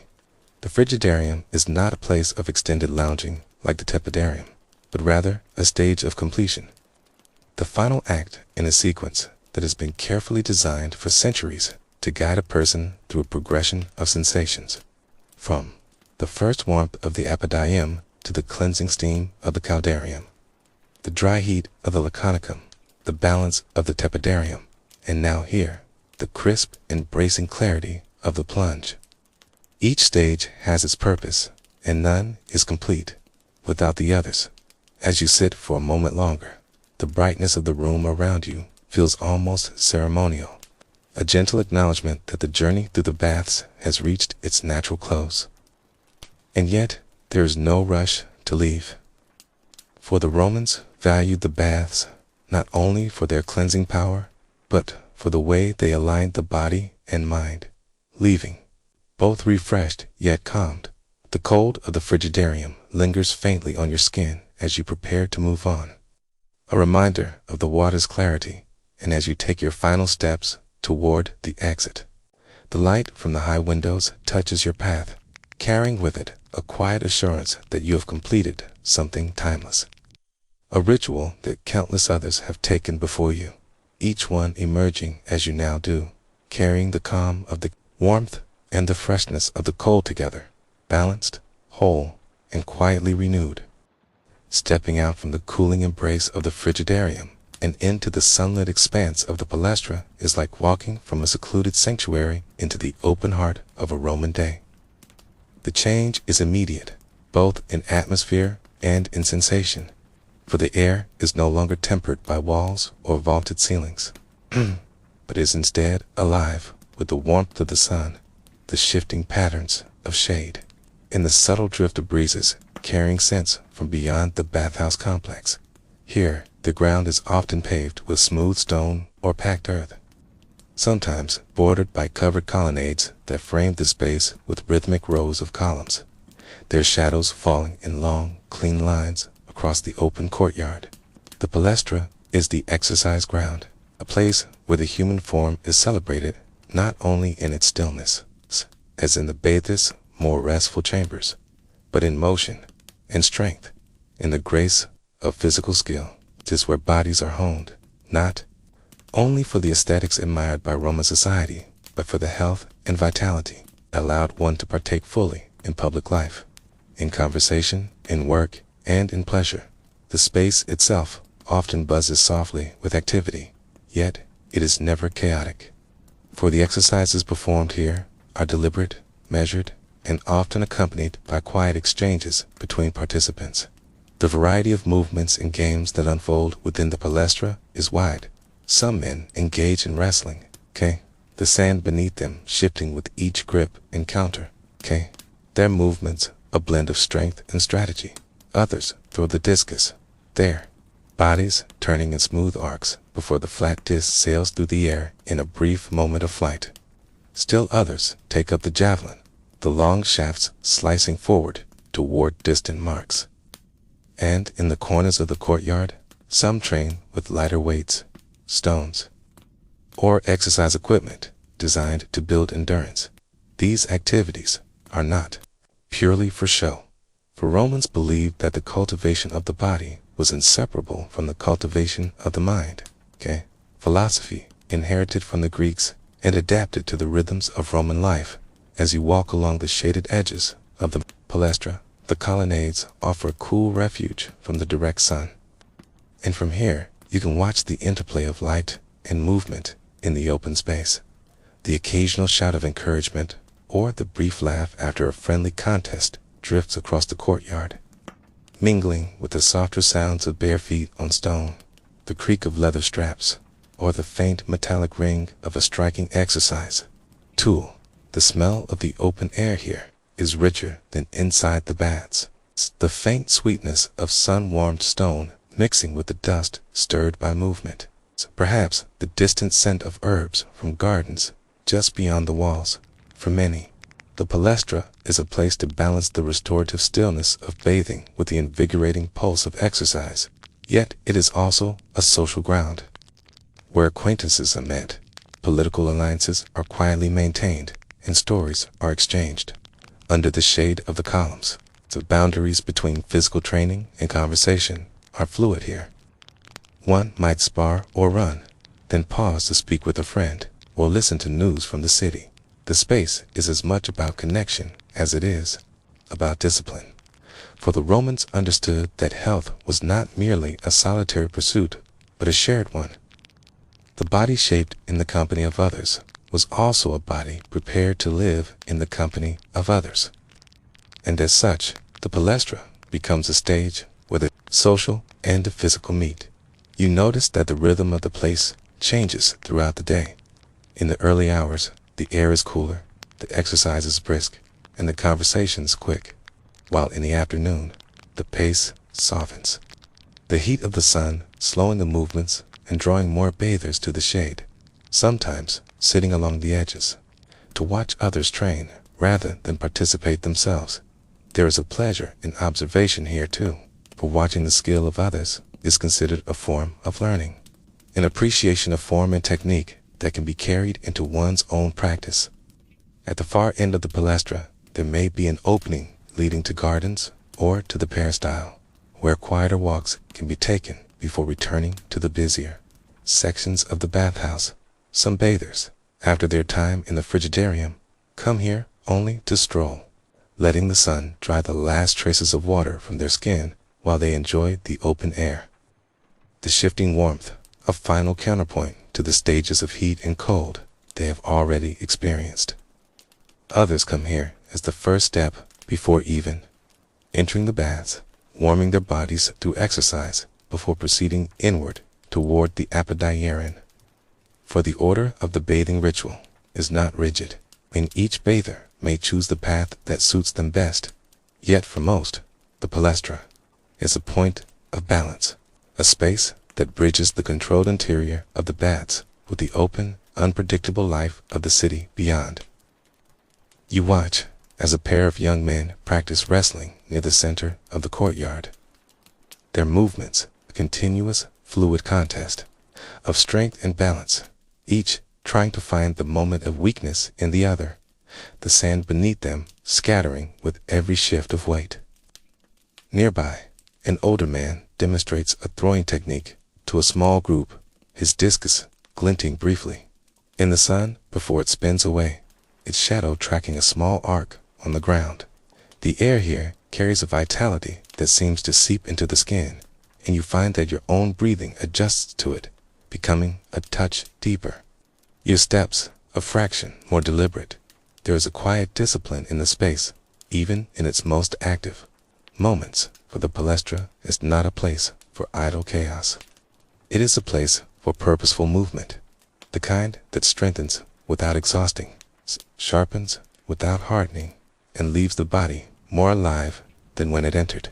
The surrounding colonnades are not only for shade, but also for conversation. Their pillars casting a rhythm of light and shadow that frames groups of bathers speaking in low tones. Some leaning against the cool stone, others seated on benches. The topics range from trade agreements to philosophical debates, from the latest city gossip to the details of last night's performance at the theater. The exercise grounds thus become an extension of the civic life of Rome. It's a place where public and private blend, where the care of the self includes not only the muscles and the skin, but also the mind and the network of relationships that sustain one's place in society. As the sun shifts across the sky, the light in the palestra changes, the hard noon brightness softening into the warmer hues of late afternoon. And with this change, the energy of the courtyard begins to ease. Some bathers return inside to take a final pass through the Tepidarium or to rinse in the Natagio. Others linger, stretching slowly or walking along the perimeter before dressing to leave, for the palestra, like every stage of the Roman bath, is meant to be savored at the right pace, never rushed, never forced. It is the final outward breath after the long, steady inhale of the bath's earlier stages. And as you prepare to take your own last look around before leaving, you realize that this space, though open to the sky, carries the same sense of design and intention as the enclosed chambers, the columns, the placement of the sunlit areas, the position of the exercise stations. All are arranged to support the same goal, to bring the body and mind into harmony, to leave the bather ready to step back into the life beyond the walls of the bathhouse, yet carrying with them the calm, the clarity, and the vitality that the ritual has fostered as you walk toward the exit. The sounds of the palestra follow you, the soft thud of feet on stone, the low hum of conversation, the distant echo of laughter carried on the breeze. These sounds, combined with the memory of the warm sun on your skin, form the final layer of the experience, the last note in a sequence that began with the first step into the Apodyterium and has carried you through water, heat, steam, and coolness to this place beneath the open sky. You step out, and the city greets you, but you carry the palestra with you, its balance of movement and stillness imprinted not only on your muscles, but on your thoughts. A quiet reminder that in the Roman world, to be truly alive is to be both at rest and in motion, to be both within the walls and beyond them, to honor the body not only in its cleansing, but in its capacity to act, to engage, and to meet the day with the strength and composure that only such a ritual could provide. Emerging from the shaded elegance of the palestra, the path leads you toward the Natagio, the great open-air swimming pool that stands like a mirror beneath the sky. A vast rectangle of water that catches every shift of light and reflects it in ripples that seem almost alive. Here the Roman bathhouse reaches its final outward breath, the space opening fully to the sun and the surrounding air, its edges framed by steps of marble or smooth stone that descend gracefully into the water, and colonnades or porticos that shelter those who choose to rest and watch rather than swim. The first sight of the Natagio is always striking, for it is a place where stillness and motion exist side by side, the glassy surface broken only by the rhythmic movements of swimmers gliding through, their bodies creating arcs of light and shadow beneath the water. The sound here is different from any other chamber, a mingling of splashes, gentle waves lapping at the edges, and the echo of voices softened by the openness above. Unlike the enclosed rooms of the baths, the natatio breathes freely, and you feel that in your own chest, the air moving more easily, the sun laying a warm hand on your skin. The scent is cleaner here too, the faint mineral temps of the water mixing with the smell of sun-warmed stone and whatever breezes carry in from beyond the walls. In this place, the ritual shifts from the structured heat and coolness of the earlier stages to something freer, more fluid, yet still deeply intentional. The Romans did not see swimming merely as recreation, but as another form of physical refinement, a way to engage every muscle in smooth, continuous motion, to stretch the body in ways that neither wrestling nor calisthenics could. And yet, it was also a way to refresh the senses, to feel the weight of the day wash away beneath the open sky. The pool itself is large enough to welcome many at once without feeling crowded. And it often has a shallow end for wading and exercise, and a deeper section for true swimming. Children sometimes play here under the watchful eye of elders, their laughter carrying across the water, while others float on their backs, eyes half closed, letting the warmth of the sun balance the coolness below. Some used the natatio after a session of intense exercise in the palestra, slipping into the water to soothe the muscles still humming with exertion, while others come here at the very end of their bathing sequence, using the swim as a final act before dressing and stepping back into the streets. The architecture around the pool is designed not only for beauty but for function. The colonnades provide shelter for those avoiding the sun, while the open sections invite light to pour in, creating patterns that dance across the water's surface. The stone steps, worn smooth by countless feet, lead down at a gentle slope, ensuring easy entry. The edges of the pool are sometimes decorated with mosaics, perhaps showing dolphins, tritons, or mythological scenes of rivers and seas. These images seem to ripple and shift beneath the movement of the water, adding a subtle magic to the experience. Standing here, you can feel how the natatio ties together every part of the Roman bathing philosophy. It is both the culmination and the release, the place where the body, cleansed and tempered by heat, steam, and cooling air, now moves freely in water once again, not the small, concentrated pools of the Caldarium or Frigidarium, but a vast expanse that echoes the openness of nature. In many ways, it is the symbolic return to the element from which life itself emerged.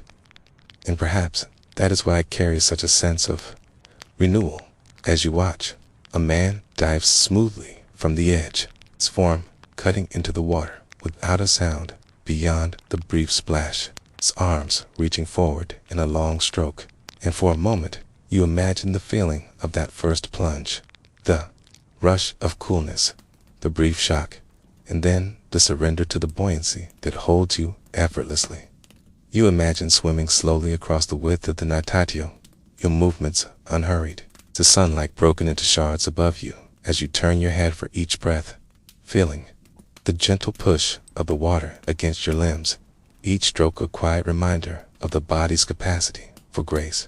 Nearby, a group of friends talk quietly at the shallow end, the water lapping at their chests as they exchange news, their conversation drifting between bursts of laughter and moments of thoughtful silence. This, too, is part of the natatio's charm and is as much a place for companionship as it is for movement.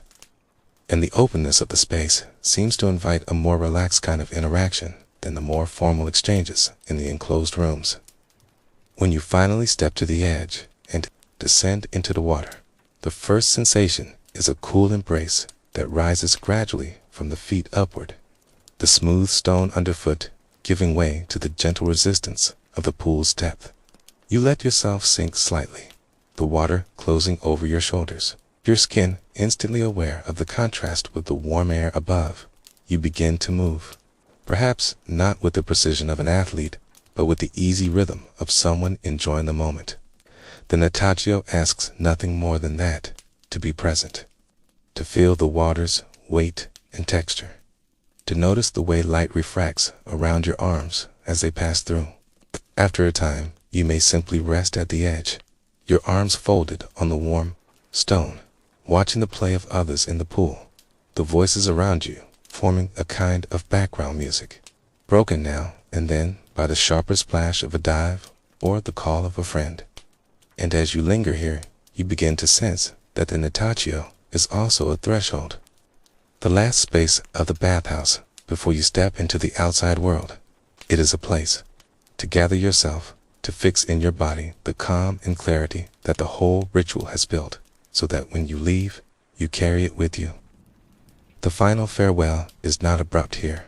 It is gentle, the act of emerging from the water, letting the sun dry your skin as you walk to the benches beneath the portico, perhaps wrapping yourself in a light cloth while you sit for a moment. The city's noise still distant beyond the walls, the bathers around you moving at their own pace. Some preparing to leave, others just arriving. This slow transition is intentional, for the Romans understood that re-entering the life of the city should not be a shock, but a gradual return, like waking from a dream in stages. When you are ready, you make your way back through the colonnade, perhaps stopping in the Apodyterium to collect your clothing. The room now quieter than when you first arrived, the heat and steam of the earlier chambers only a memory on your skin. The scent of oils faint, but still pleasant. You dress slowly, feeling the clean fabric slide over skin that is refreshed and alive. And when you step out of the bathhouse into the street, the light of the day seems somehow different, clearer. The sounds of the city sharper yet less intrusive. You walk with a quiet confidence, your movements easy, your breath steady, the ritual complete. The farewell is not only to the building itself, but to the version of yourself that entered ours. I go, carrying whatever burdens or restlessness brought you there. The person who leaves is lighter, more balanced, more wholly present, and as the Natatio fades behind you, you know you will return. For the Roman bath is not merely a place, it is a cycle, a rhythm of cleansing, warming, cooling, and moving, a rhythm that draws you back again and again, not only for the health of the body, but for the health of the mind and the spirit. The farewell, then, is never final. It is simply the pause between one immersion and the next. And in that pause, the memory of the Natatio lingers like sunlight on the skin long after you have stepped back into the shade. If you have walked through the marble halls, felt the heat of the Caldarium, cooled yourself in the Frigidarium, tested your strength in the palestra, and swam beneath the open sky of the Natatio, then you will have noticed something that is impossible to ignore, something that is not carved in stone or painted in mosaic, yet fills every space of the Roman bathhouse with its presence. And that is the hum of voices, the shared rhythm of human interaction, the unspoken heartbeat of the entire complex. For the baths were never just about bathing, cleansing, or exercising the body. They were also a living theater of conversation, negotiation, friendship, gossip, and subtle politics. The very design of the baths seems to invite this interaction. The way rooms are arranged so that people pass and repass one another.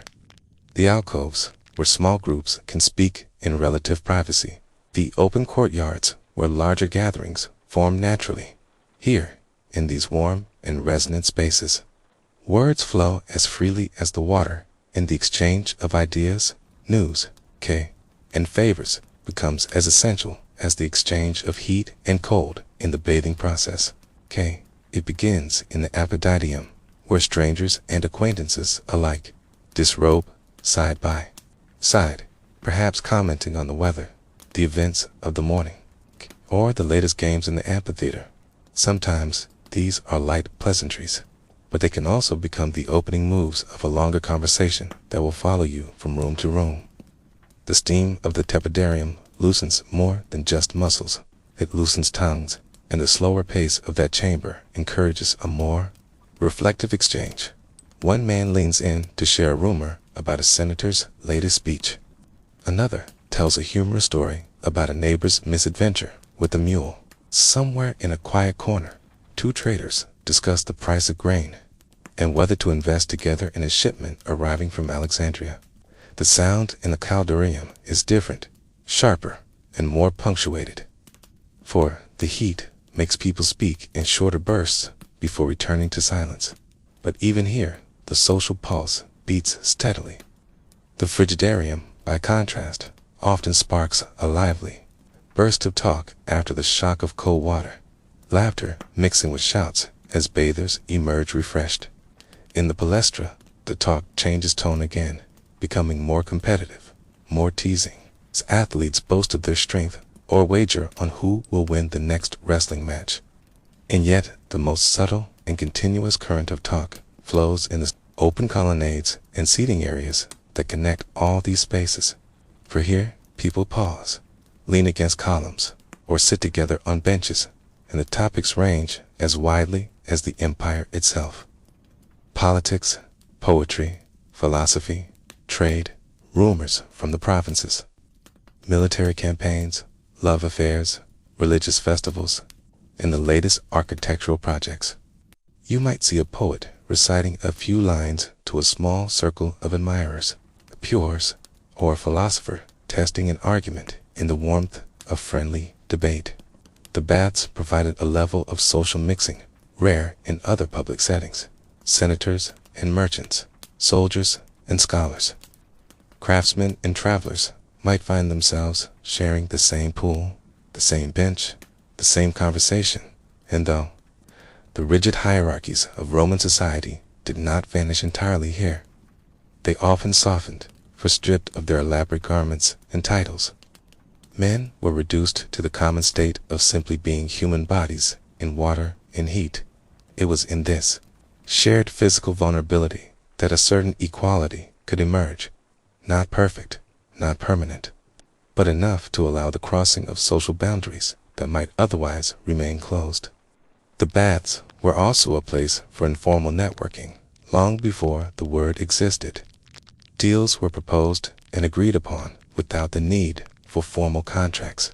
Political alliances were strengthened by a quiet word and a handshake in the Tepidarium. A merchant might find a new partner while discussing the quality of imported oils in the unctuarium. The social pulse extended even to the art of observation, for here one could watch and listen, gathering information without speaking, noting who arrived with whom, who seemed deep in private talk, who avoided another's gaze. The mosaics on the floor might depict mythological scenes, but the living drama was in the faces and gestures of the people around you. And if you paid attention, you could read much about the currents of the city from the way they moved through the baths. For young men, the baths could be a stage for showing off strength and beauty. For older men, a place to display wisdom or influence. For those new to the city, it was an invaluable space to meet potential patrons or allies. The baths were also rich with gossip, and not all of it idle. Some of these whispers carried warnings, opportunities, or the seeds of future conflicts. Information was currency here, and to share it or withhold it was a subtle game of power. Yet, despite this undercurrent of politics and negotiation, the baths also offered a space of genuine camaraderie, moments when the laughter was unforced, the stories purely for pleasure.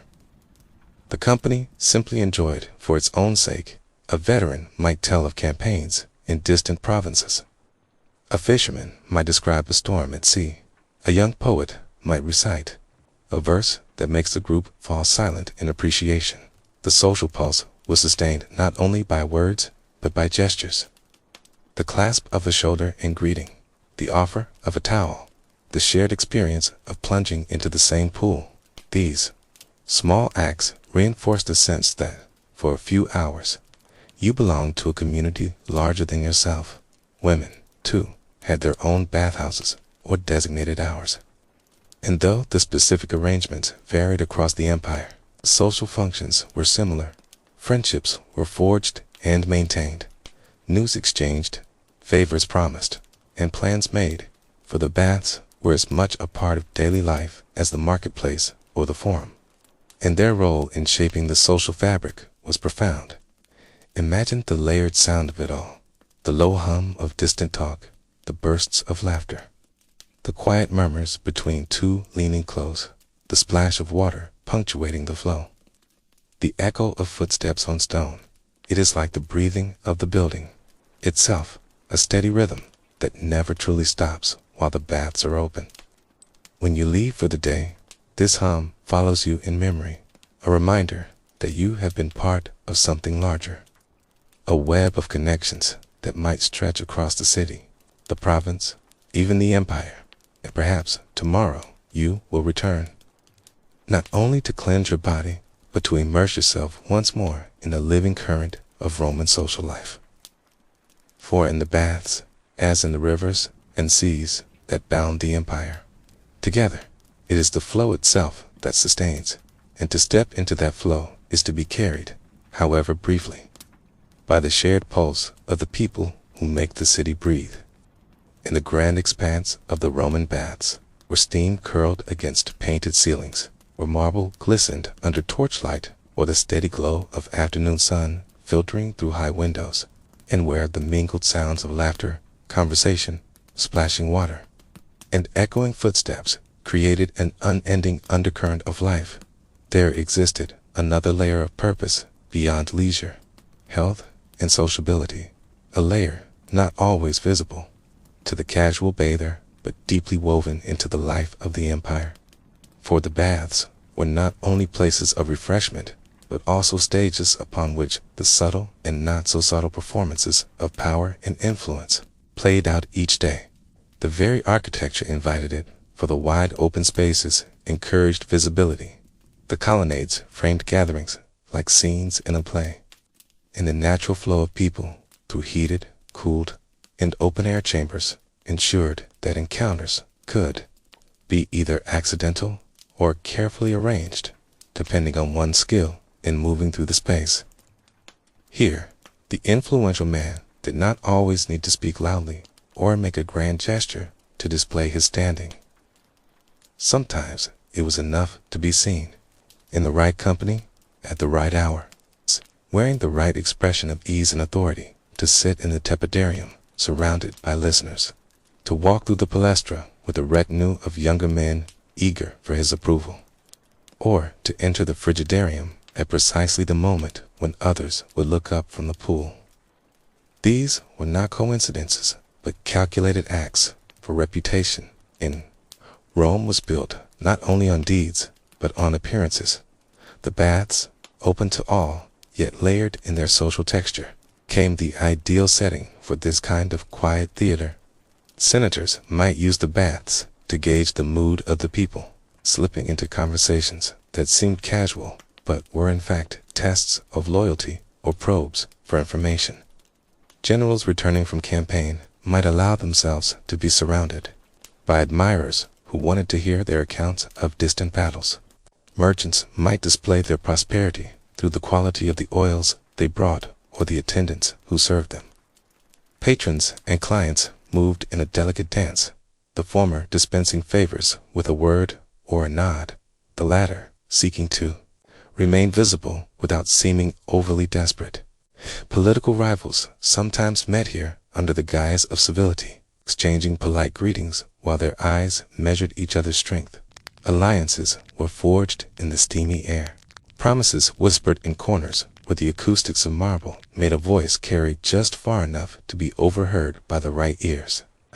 And it was in the baths that the art of Roman patronage often reached its most refined expression, for a man could extend his influence not only by granting an audience in his home or supporting a public project, but also by the way he carried himself in the public spaces that all citizens shared. The baths allowed the powerful to be accessible, yet still elevated, to be part of the crowd while remaining distinct within it. The flow of influence was not always top-down, for ambitious men of lower standing could also use the baths as a ladder, positioning themselves near conversations, offering useful information, or making themselves indispensable in small ways. The merchant, who provided imported perfumes to the most respected patrons, might find his name carried into circles he had never entered before. The physician who treated an influential man's injury in the palestra might be invited to serve a wealthier clientele. Even the skilled masseur could become a trusted confidant to a man whose guard was lowered in the comfort of warm oils and expert hands. The baths were thus a network, fluid and shifting like the water itself, and with channels that could be navigated by those who understood its currents. The physical openness of the space meant that words spoken to one person could be heard by many, and this, too, was part of the performance. To declare support for a political measure while lounging in the Tepidarium ensured that the message traveled not only to one listener, but to every ear within the chamber. Similarly, to offer praise for a rival's building project in the Caldarium might seem generous, but could also be a strategic signal of one's own security and magnanimity. Gestures, too, carried weight. A hand raised in greeting to a passing figure could confirm an alliance, while the studied neglect of acknowledging another's presence could mark a cooling relationship. Baths also allowed for controlled risk. A man could float a new idea, a proposal, or a rumor in conversation here engage his reception without committing himself. If the reaction was unfavorable, he could retreat into the anonymity of the crowd. If it found support, he could claim authorship more openly later. For women of influence, where customs allowed them their own bathing spaces or times, similar dynamics played out, though often with a greater focus on the management of family alliances, property, and marriage negotiations. In such settings, the exchange of news and opinion could be as critical as any political debate in the forum, and a well-timed word might shape the course of a family's fortunes. Beyond the direct politics of the baths, there was the quieter but equally potent realm of cultural influence. Poets might recite their latest work to a small group in a corner of the palestra, hoping that the right patron would take notice. Philosophers might offer a pointed remark on virtue or governance that was overheard and repeated until it reached ears of consequence. Artistes might speak of new commissions, and architects might sketch ideas in the steam to intrigue potential sponsors.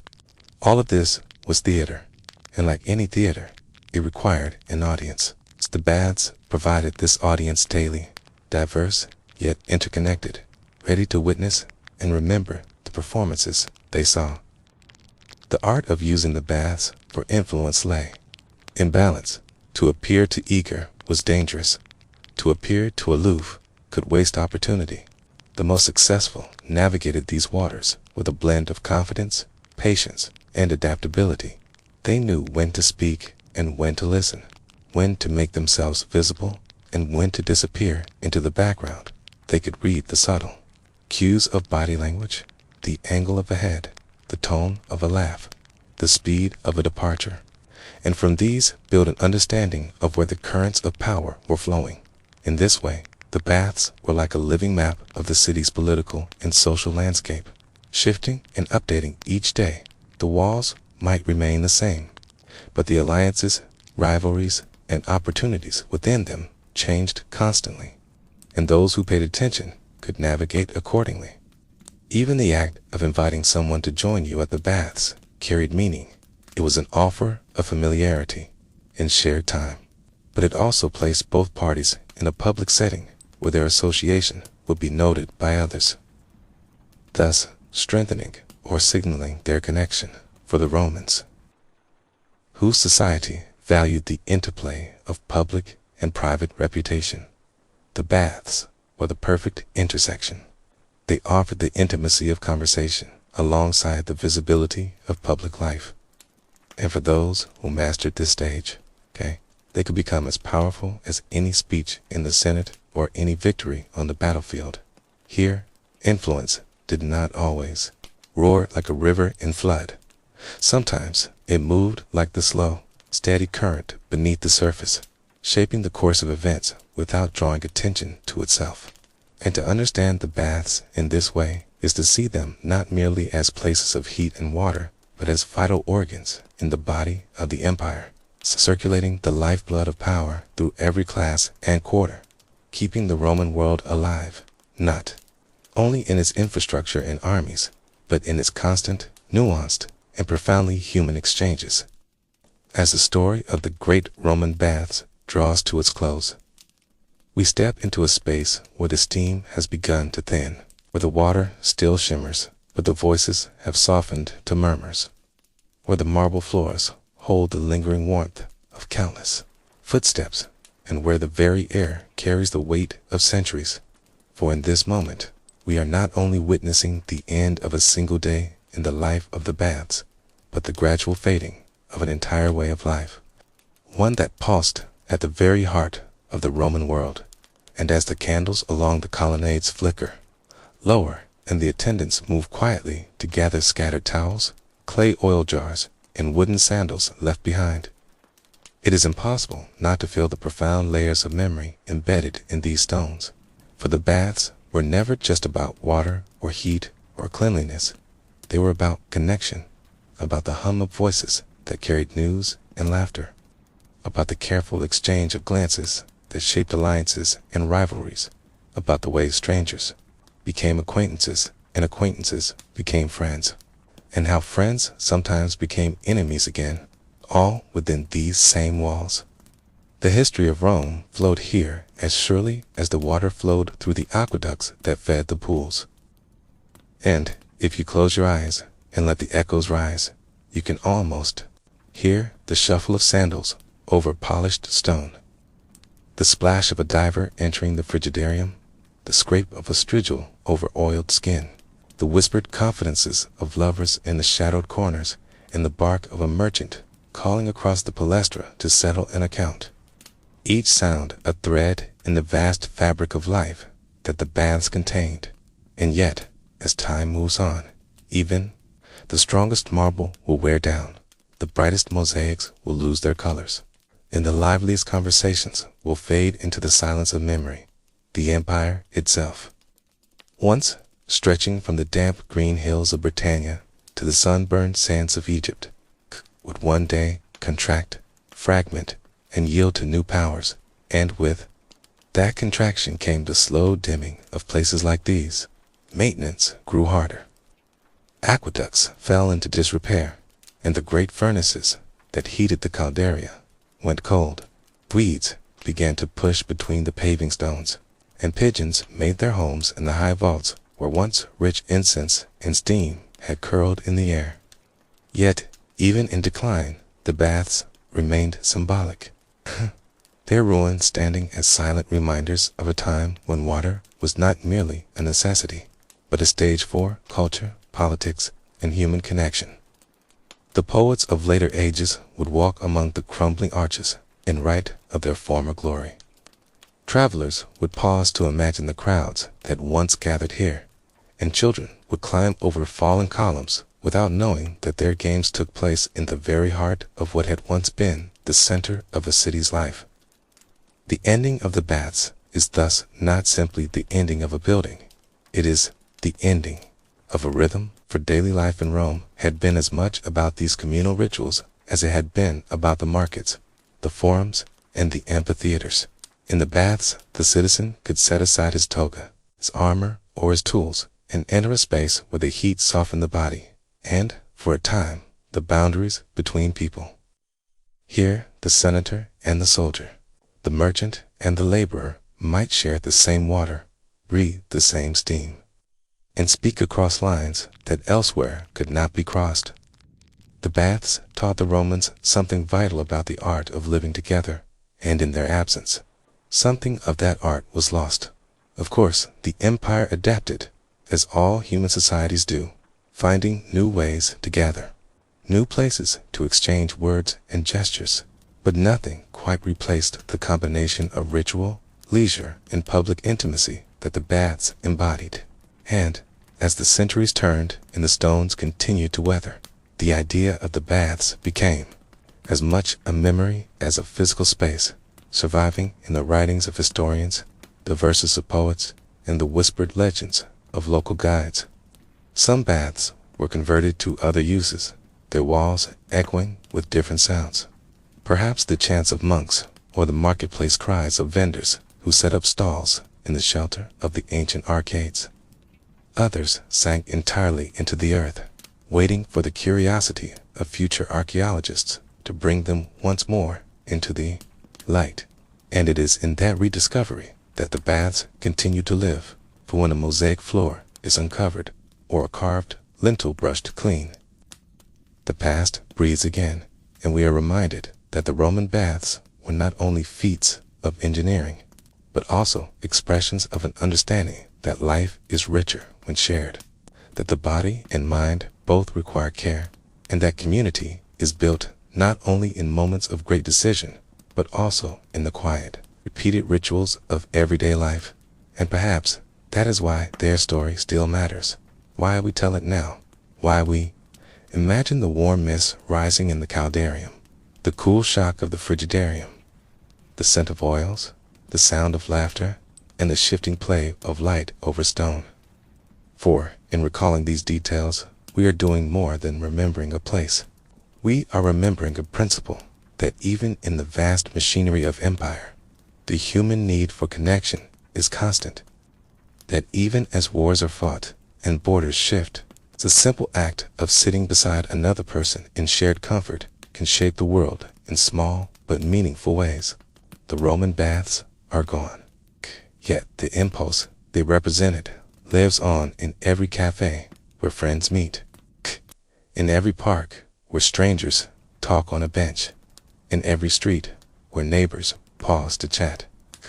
For these are the modern springs where community still flows. And so, as we step away from the baths for the last time, as the final candle gutters out and the night air cools the tiles, we carry with us not only the history of their walls, but the essence of their spirit. The understanding that a civilization's greatness is measured not solely in its monuments or its armies, but in the spaces where its people come together to live, to speak, to laugh, and to be. And perhaps, in that sense, the baths will never truly be gone. They will exist wherever people find ways to share time and space in harmony. And with that thought, as the last echo of footsteps fades down the marble hall, I thank you for walking with me through these corridors of steam and stone, through the living heart of an empire, and into the stillness of its memory. May your own evenings be warm, your conversations full, and your connections deep. And now, as the lamps go dark and the world grows quiet, I will leave you to your rest. Good night.